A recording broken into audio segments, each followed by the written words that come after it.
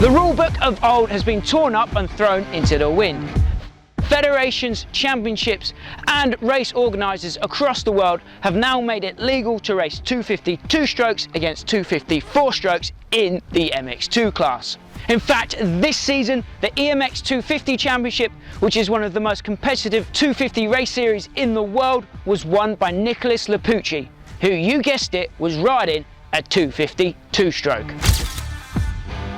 My name is Max, this is 999 Laser, and in this video we're going to decide which machine is most likely to help you win races.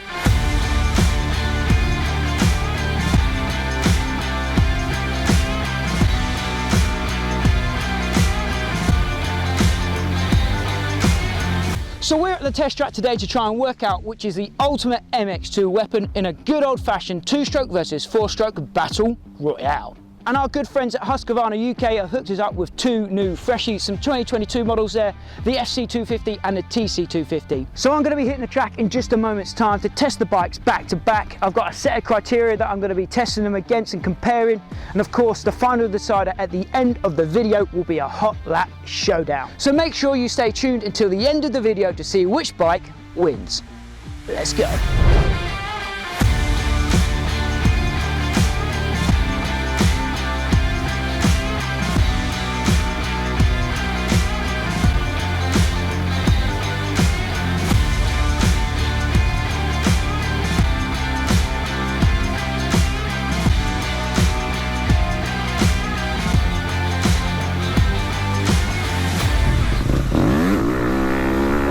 Guys, so here we are at the test track. As you can see, a little bit muddy today. Let's get around here. My best Jeffrey impression around there. I'm currently on board the FC, the four-stroke 250.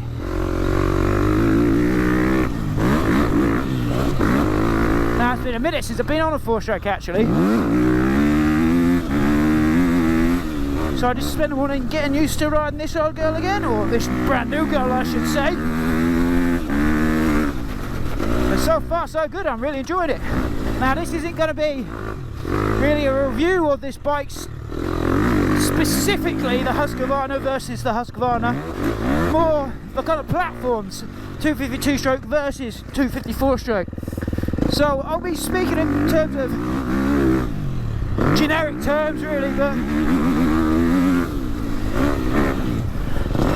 I do have a few specific numbers and examples to speak of, in this case, in the Husqvarna case. And we'll start off then with the price of this bike then. Oh, that's a bit dodgy. Yeah, so the price of the 2022 Husqvarna FC250 in the UK is, I believe, £8,599. So 86, let's call it. In terms of power and what numbers she puts out on the dyno, see, manufacturers tend not to release those kind of figures in their spec sheets. So I've yet to find the official numbers for the 22 model.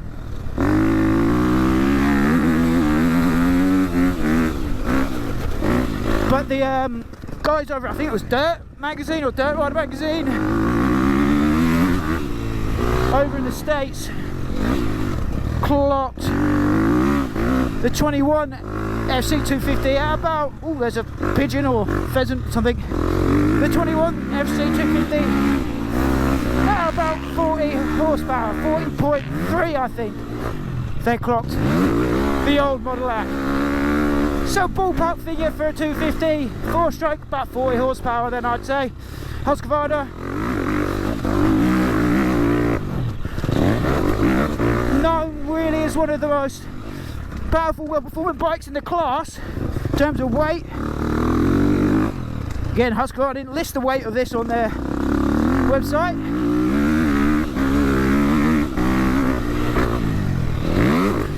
But I found some examples of a wet weight, 99 kilograms,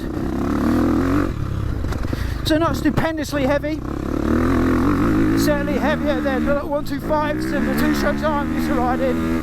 What does she like to ride though? Well, like I said at the start of this ride, I've not been in a 4-stroke in a while, but I hopped on her straight away, felt comfortable, bedded the track in a little bit, was able to start pushing comfortably. Power delivery seems nice, usable, and I've only got it in mode 1 at the moment. Obviously this is a modern bike, fuel injected 4-stroke. We got some mapping settings to play with, traction control as well on this bike, so it's a modern machine for the modern racer. Perhaps unlike the 2-stroke that we'll ride in just a moment's time. But as with most 4-strokes are, as with 4-strokes generally, you're able to conserve so much energy riding this thing. Such an easy ride. As well, like I say, modern bike, we've got an electric start. And as we know, that can be the key to winning or losing a race. An electric start in the heat at the moment.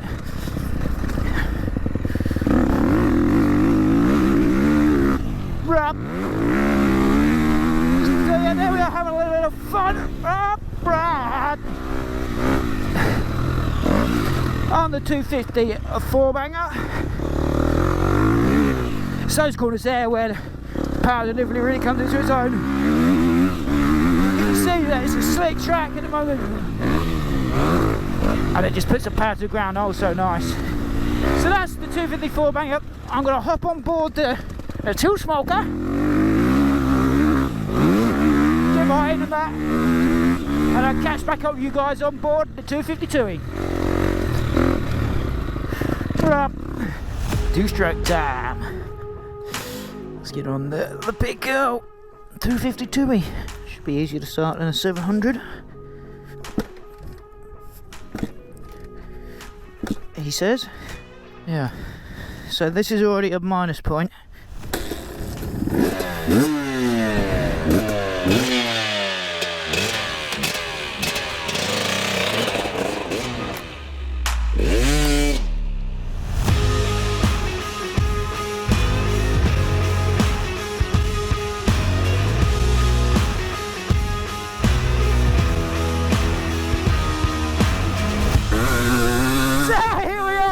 Two-stroke time! Right. Let's get through the hurling section. Right. Woohoo! We're on board the 2022 TC250 2-stroke. Right. Oh my god! What an animal! I've just done a couple of warm-up laps on this for the first time today. Oh my word, what a difference!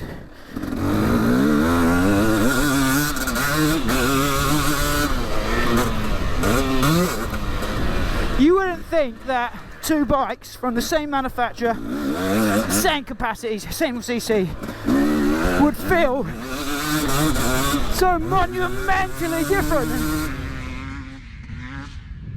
And it's a prediction here. Oh! If I don't get a faster lap time on this machine, I will eat my hat. Instantly, she feels so much faster than that 250 4-stroke.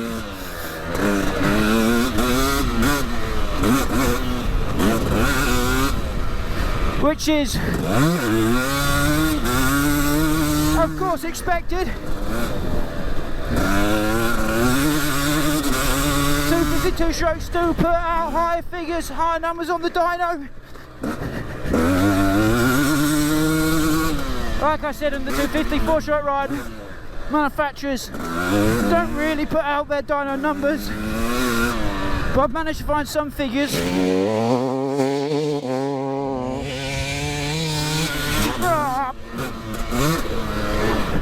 Oop. OJ.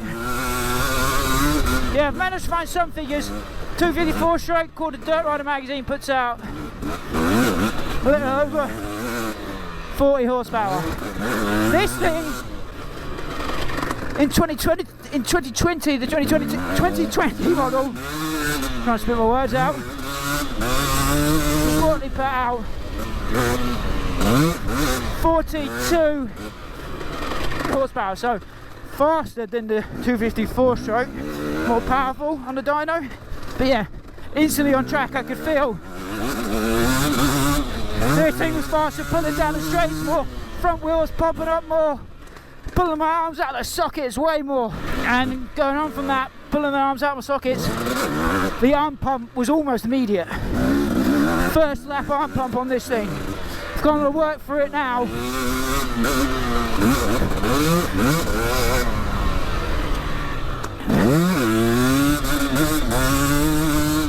But I can still feel it a little bit, you know, just the kind of weight of that power available at my right wrist.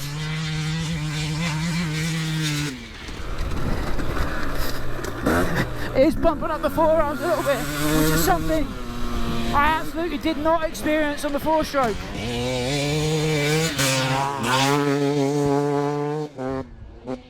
This bike in theory should be easier to manhandle around the track.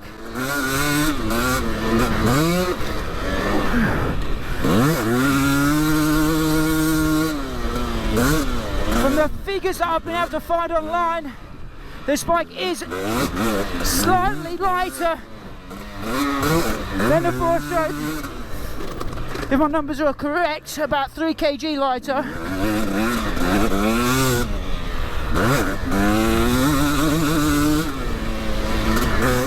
Numbers that I found say this as being 96 kilograms compared to the 99 of the 4-stroke. So she's lighter, but boy, I don't know if I could manhandle this thing around the track. The full moto as easily as that FC250. In terms of price, this thing is also cheaper than its younger sibling or cousin. The FC250 was 8,599, I believe. This thing comes in at, this is pounds, 8,250. So this thing, in summary, is cheaper, faster, and lighter. So what on earth would you choose to race a 4-stroke in this class? It's a fun factor. I don't know, the 250F was fun in the fact that I could kind of push it around the track a lot more on this one. But this one, just listen to that sound. That is fun. That puts a smile on the face.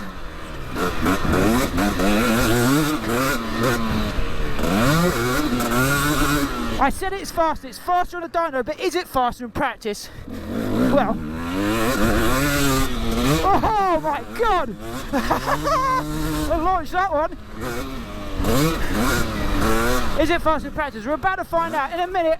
I'll do a hot lap comparison between the TC250 and the FC250 to find out which one is the king around this track here today.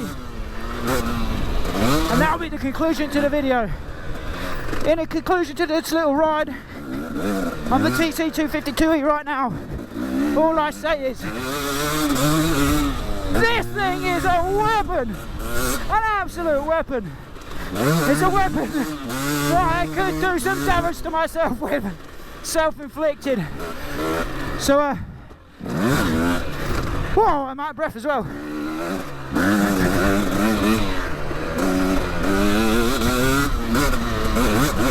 Let's throw it to the hot lap showdown to find out once and for all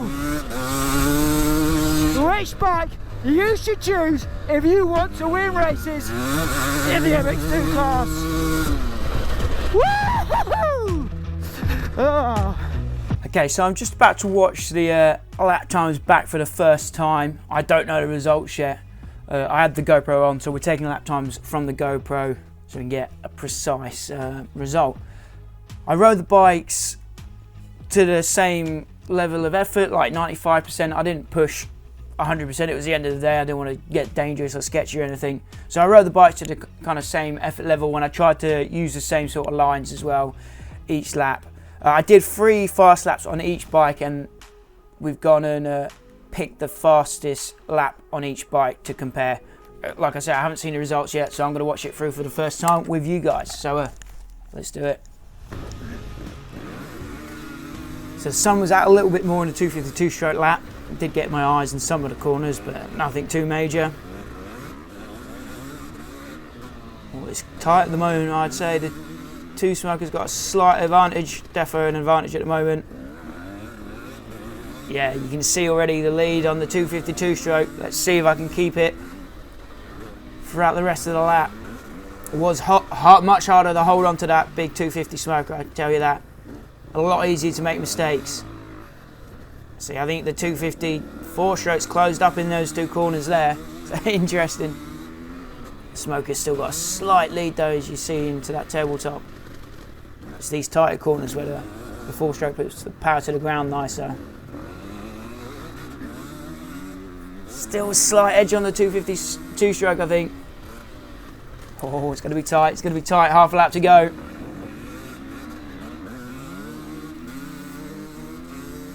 I kept on the gas on the 4-stroke a bit longer there. Still 252. Slight advantage, but I think the 4-stroke's catching. Through the whoops, then double, then the stall wall. Slight mistake on the 252 stroke there. You hear me shout, missed the gear. So that's interesting. Did that do any damage to the lap time? I think it did, because the 4-stroke's in the lead, I reckon now. Yeah, the 4-stroke's in the lead.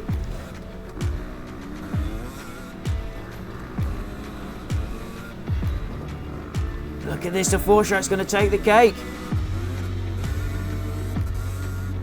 Boom. 254 stroke wins, a 152 compared to a 153.4 on the 252 stroke. That is surprising, and now I've got to eat my hat. And just let's have a look at the lap times across the board then. The 252 stroke, a 153.7 on my first lap, a 155.2 on the second lap. I think I made a couple of mistakes on the second lap actually, and then the fastest lap came on the third lap, a 153.4. But this is the most interesting thing, you see. All day I was riding the 4-stroke on map 1, the first mapping setting, which is kind of like the softer mapping setting. So I did 2 laps on the soft map setting and then changed it to the map 2, which is the more aggressive setting. So the first 2 laps were on the soft setting, 155.1. Second lap, a 156.0, so both slower than the 252 stroke. And then I swapped to the aggressive map setting on the final lap. We dropped down to a 152, so there's a big difference in that mapping setting then. I did feel it on track here. I enjoyed the bike a lot more in that more aggressive setting actually, but that's interesting. So there we have it. The 254 stroke takes the win. As you guys know, I'm a massive 2-stroke fan, so I was quietly rooting for the Smoker to take the victory, and it may have won my heart, but it just didn't win the numbers. I think these lap times have provided some really interesting insights. I said from the start that if I wasn't quicker on the 2-stroke, I'd eat my hat. Immediately the bike felt way more potent and far more powerful. It's just a faster machine and the dyno numbers prove that. But she's a complete animal for a clubman like me. I think I could post a faster lap time on the 2-stroke if I was fresh at the start of the day. But we did the hot lap showdown at the end of our riding session, and to be honest, I was struggling to tame the big girl. In comparison to the 4-stroke laps, which I actually did second, I made so many mistakes on the 2-stroke, which ultimately, as we just saw, hurt my lap time a lot. So to conclude, the 2-stroke is cheaper, lighter and more powerful. And I think in the hands of guys like Nicholas Lapucci, Neville Bradshaw or Brad Anderson, really capable riders and racers, the 252 stroke really would be the ultimate MX2 weapon. But as much as it pains my premix fueled heart to say it, I think guys like me, clubmen, weekend warriors, would be far more likely to succeed and possibly win races in the MX2 class on board a 250 4-stroke. Even if I was able to log the perfect mistake-free lap on the TC250, I'm under no illusion that I'd be able to repeat that feat lap after lap for an entire moto. I think if I wanted to win MX2 races, it'd be a far safer bet for me to go and buy an FC250.